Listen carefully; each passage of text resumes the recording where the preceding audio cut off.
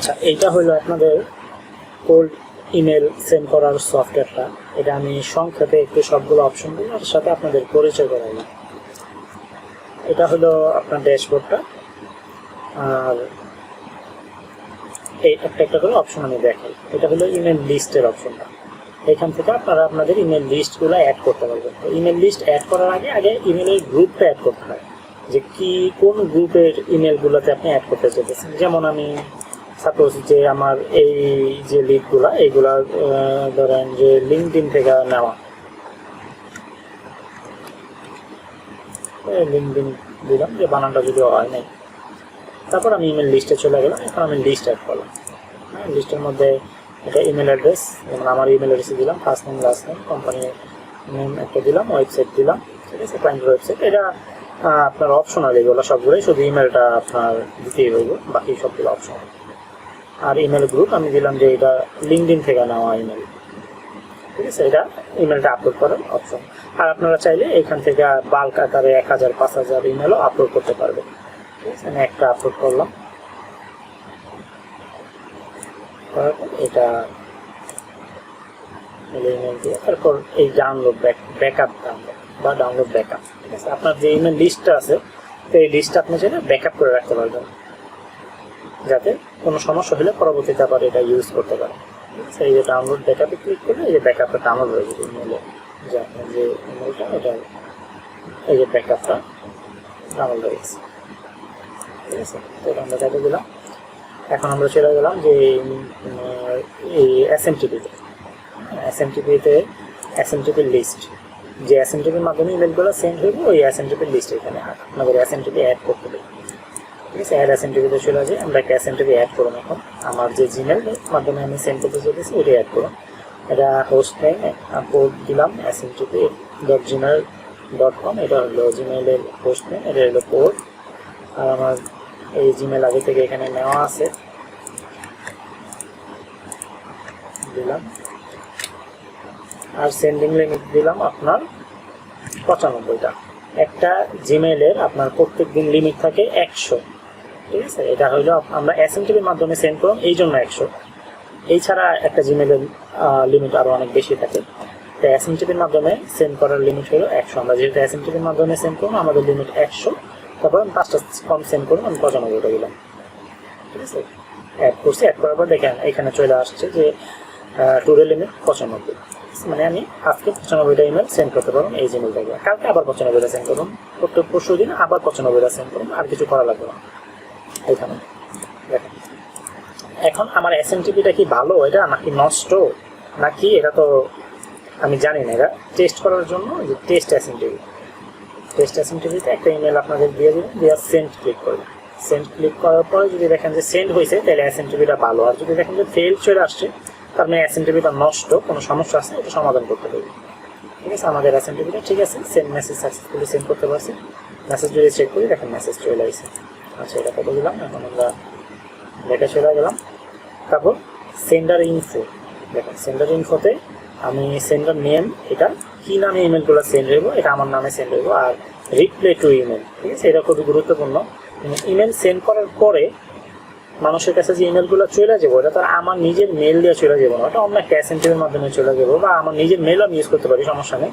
আমি ধরে নিলাম যে অন্য একটা মেলই আমরা ইউজ করি, ঠিক আছে। যেমন আমি ইউজ করলাম হইলো এইটা, ঠিক আছে। এটা কিন্তু আমার পার্সোনাল মেইল না, আমার পার্সোনাল মেইল হলো এইটা।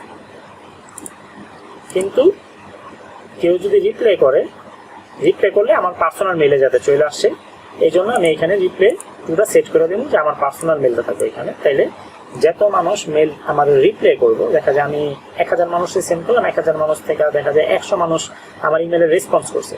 ওই রেসপন্সগুলো আইসা আমার এই মেইলে রেসপন্স আসলে সবাই এই মেইলটাই করবে, ঠিক আছে। আমি এই মেইল থেকে আমি রিপ্লাই দিয়ে দেবো সবাই, এটা আর কি বিষয়টা। এখন চলে আসি আপনার ক্যাম্পেইনে হওয়ার পরে এখন অ্যাড ক্যাম্পেইন। এখন সাবজেক্ট, বডি, তারপর মেসেজ টোকেন, আর অ্যাটাচমেন্ট, আর ইমেল, কোন ইমেল গ্রুপে আমি সেন্ড করতে চাইতেছি এটা, আর এখনই সেন্ড করতে চাইতেছি নাকি আমি শিডিউল করে পরে দেবো। যেমন কোনো টাইম যদি সেট না করি তাহলে এখনই সেন্ড করবো, আর যদি কোনো টাইম সেট করি এখান থেকে, তাহলে ওই টাইম অনুযায়ী সেন্ড করবো, আচ্ছা, এটা বুঝতে পারলাম। এখন আমরা চলে আসি চ্যাট জিপিটিতে। আচ্ছা, বুঝে না যেহেতু আরেকটা মিনিট নিতেছে।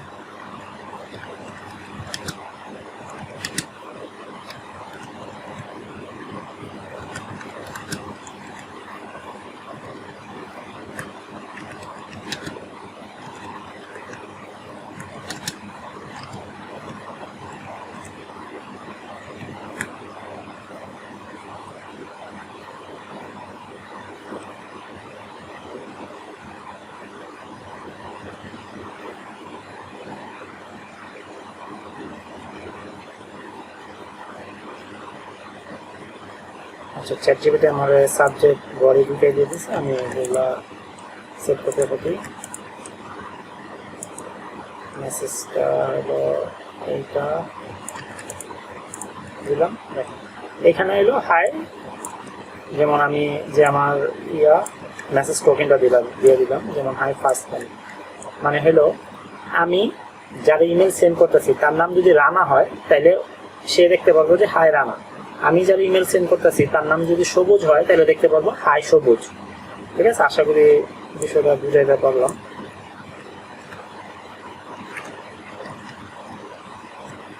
আর এখানে আরো মেসেজ আছে, মেসেজ টোকেন আছে কোম্পানি, যেমন যদি আমি যেমন এসইও করার জন্য যদি করি তাহলে কোম্পানি ওয়েবসাইটের আপনার দেখা, যেমন ওয়েবসাইট, যেমন বাইরের ওয়েবসাইটের নাম ধরেন যে codemantra.com। ঠিক আছে, তারপরে আমি মেসেজে লিখে দিলাম যে হাই অমুক, আমি দেখছি তোমার codemantra.com-টা এই এসইও করা নাই, আমি চাইতেছি এসইও করে দিতে, হ্যাঁ বুঝাবি, এরকম আর কি। আশা করি বুঝতে পারছি টোকেনের আসলে বিষয়গুলো এরকম। এখন ইমেলের গ্রুপ, আমি চাইতেছি যে লিঙ্কডইন নামে যে আমার ওই গ্রুপটা, ওই গ্রুপের ইমেলগুলো আরে সেন্ড করতে, আমি দেখতেছি সেন্ড এখন করে দিতে। ঠিক আছে, তাকে দেখাইতেছে যে সেন্ডিং করতেছে। আমি যদি রিপোর্টে চলে যাই, দেখেন এখানে দেখা যাচ্ছে যে পেন্ডিং। আমি যদি এখন আসতে চলে আসি, ড্যাশবোর্ডে চলে আসি, দেখেন পেন্ডিং নাই, এই ইমেল সেন্ড করে দিয়েছে। ঠিক আছে, ইমেল সেন্ড করে দিয়েছে। এখন যদি আমি ক্যাম্পিংয়ে যাই, দেখেন ক্যাম্পিংয়ে এখনো দেখা যাচ্ছে যে সেন্ড আসলে এখনো করতেছে। আচ্ছা, এখন আমি ড্যাশবোর্ডে চলে আসি, আসার পরে আমি এখন ক্যাম্পিংয়ে চলে যাই, ক্যাম্পিংয়ে চলে যাই, রিপোর্টে চলে যাই, দেখেন এটা সেন্ড দেখাই যাচ্ছে, হয়ে গেছে। এখন আমি যদি ইমেলটা চেক করি, দেখেন ইমেল চলে আসছে, আমি যেভাবে দিয়েছিলাম ওইভাবে। যেমন আমার নাম এখানে আসিফ, ফার্স্ট নেম আসিফ, এই জন্য হাই আসিফ দেখা যাচ্ছে। ঠিক আছে, আর ইমেলটা সেন্ড হয়েছে এই থেকে, দেখেন রিপ্লাই টু।